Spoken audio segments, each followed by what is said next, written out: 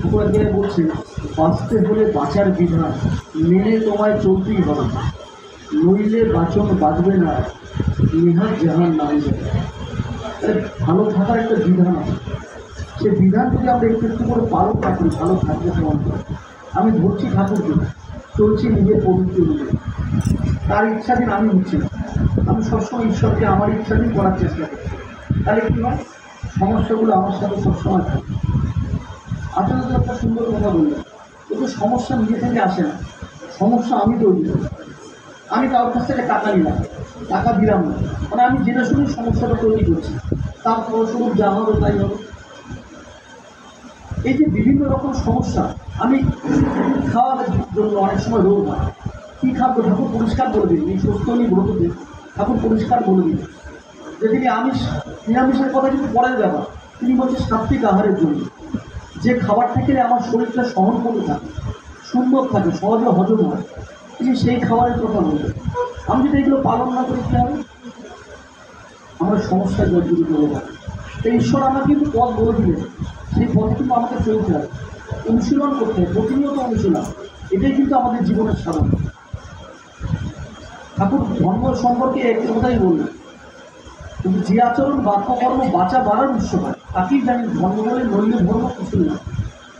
যে বাঁচা বাড়ার উৎস, আমি বাঁচতে চাই, ভালো থাকতে চাই, এই বাঁচতে গেলে ভালো থাকতে গেলে যা যা করতে হয় সেটাই ধর্ম। ঠাকুর পরিষ্কার কথা বললেন, তিনি বললেন না ধর্ম মানে সৎসঙ্গ করা, ধর্ম মানে মঠ মন্দির তৈরি করা, তিনি বললেন না। তিনি বললেন যে আচরণ বাক্যকর্ম বাঁচা বাড়ার উৎস, আমি যা করলে সুন্দর থাকি, ভালো থাকি, তার নাম ধর্ম। আর ধর্ম কোনো একটা আদর্শকে কেন্দ্র করে আমাদের মৃত্যু হয়ে ওঠে। বাতাস যেমন আমরা দেখতে পাই, অনুভব করি, তেমনি ধর্মটা কোনো একটা আদর্শকে কেন্দ্র করে আমার জীবনে সেটা মৃত্যু হয়ে ওঠে। আর যখন তাকে আমি গ্রহণ করি, তখন আমার পালনটা সার্থকতায় পড়ে ওঠে, পড়াটা আমার ইচ্ছা জানে তাকে কেন্দ্র করে, আর তখনই আমার প্রাপ্তিটা আসে। আচরণের বারবার সেই কথাগুলো বলছেন যেন আমার ঠাকুরের হয়ে ওঠে, তার মনের মতো হয়ে উঠি, তার মানুষ হয়ে উঠি। আর যখন তার মানুষ হয়ে উঠি, তখন আমরা শান্তি পাই, তৃপ্তি পাই, আনন্দ পাই। আর ঠাকুর দোয়া করে যুগে বললেন, ঠাকুর বলছেন বিশ্ব মানবের মঙ্গলের জন্য যদি আর কোনো পথ থাকতো আমি নিশ্চয়ই করে বলতাম, যজন যাজন ইষ্টরীতি ছাড়া বিশ্ব মানবের আর কোনো মঙ্গলের পথ নাই। এই একটাই পথ, যজন যাজন ইষ্টরীতি। পরিষ্কার কথা। এক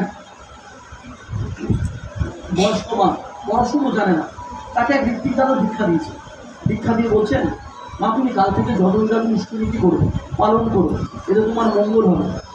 বুড়িমা বলছেন আমি যজন কি জানো কি ইষ্টরীতি কিছুই জানি না। আর সেই ঋত্বিক দাদা বিভিন্নভাবে তাকে বোঝাচ্ছেন যজন যাজন ইষ্টরীতি করার, আর তিনি বুঝতে পারছেন না। পরের দিন তিনি ঠাকুরের কাছে গেলেন, গিয়ে বলছে দাদা ঠাকুর, ওই কালকে যে আমি দীক্ষা নিলাম, আমার ওরা বললো যজন যাজন ইষ্টরীতি, আমি তো কিছুই জানি না, কিছুই করতে পারবো না, আমি তো পড়াশুনো জানি না, ওই কী যজন কি যাজন কি ইষ্টরীতি আমি কিছুই জানি না। ঠাকুর সন্তুষ্টভাবে বললেন, বলছে তুমি আমার ভালোবাসো? বলছে হ্যাঁ। তা ভালোবাসতে গেলে তুমি আমার কথা ভাববা? বলছে আমি হ্যাঁ, তো তোমার কথা সবসময় ভাবি। বলছে আমার কথা একটু লোকদের বলতে পারবা? তো সবসময় বলি। আর আমার জন্য একটু বাস্তবে কিছু করতে পারবা? বলছে আমি এটাও করি। বলছে এটাই তো যজন যাজন ইষ্টরীতি। তখন তিনি বলছে এত সহজ জিনিস যে তাকে আমি ভালোবাসি, তার কথা সবসময় চিন্তা করি, আমার সন্তানের কথা দেখি, আমার সন্তান কী খাবে, কালকে কীভাবে স্কুলে যাবে, তাকে কীভাবে আমি মানুষ করবো, সে একটা জায়গায় প্রতিষ্ঠিত হবে কিনা, সবসময় আমার চিন্তা থাকে। ওটা একটা ভালোবাসার লক্ষ্য, ওটা হচ্ছে তার কথা চিন্তা করে, তার কথা সবসময় ভাবা। আর যখন সে এসে একটা ভালো কর্ম করে, তখন তার কথা বলতে ইচ্ছা করে যে আমার ছেলে ভালো রেজাল্ট করেছে, এটা হচ্ছে জানো। সে ঠাকুরকে আমি ভালোবাসি, তাকে জীবনে প্রিয়করণরূপে আমি গ্রহণ করেছি, তার কথা লোকের কাছে বলতে আমার ইচ্ছা করবে যে আমি একটা মানুষকে পেয়েছি, যে মানুষ আমার জীবনে এসে আমার পরিবর্তন করেছে, যে মানুষ এখন প্রেমিক মানুষ, যাকে আমি পেয়ে জীবনের প্রেমকে আমি আলিঙ্গন করতে পেরেছি, আমি মানুষকে ভালোবাসতে পেরেছি পেয়েছি, সেই মহৎ পুরুষকে আমি পেয়েছি। এই কথা লোককে বলতে এটা হচ্ছে জানো। আর তাকে ভালোবাসি বলে তার জন্য কিন্তু করতে ইচ্ছা করে যে সকালে তার জন্য আমি ইষ্টরীতি করি, এটাই ইষ্টরীতি, তার জন্য বাস্তবে কিছু করা, এই হচ্ছে যজন যাজন ইষ্টরীতি। আর এটা যার জীবনে সঠিকভাবে হয়, সে বড় বড় বিপদকে সে অতিক্রম করতে পারে। যেমন আসুক আপদ বিপদ, যেমনই হোক প্রাণ, ইষ্টরীতি আনে আনে সবার পরিত্রাণ। আজকের এই যুগে, যে যুগে দাঁড়িয়ে মানুষ চাঁদে পৌঁছাচ্ছে, মহাকাশে পৌঁছাচ্ছে, সেইখানে দাঁড়িয়ে তাও জীবনের নিরাপত্তা দিতে পারছে না সরকার।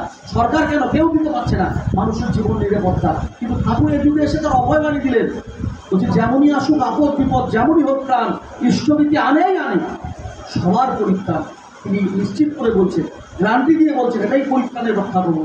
যদি আমাদের ভালো থাকতে হয়, সুন্দর থাকতে হয়, তাকে নিয়ে চলতে হবে, তাকে ভালোবেসে তার যতন যখন ইষ্টভীতি করার মধ্যে দিয়ে জীবনটা সুন্দর করে চলতে হবে। আচার্যদের দাদা এই কথাগুলোই বলেন, প্রতিনিয়ত তিনি এই কথাগুলোই বলেন, এই ঠাকুরের মতো হয়ে ওঠো, ঠাকুরের মানুষ হয়ে ওঠো, তবেই দেখো তোমরা ভালো থাকবে, সুন্দর থাকবে। সবাই ভালো থাকুন, সুখে থাকুন, জয় গুরু।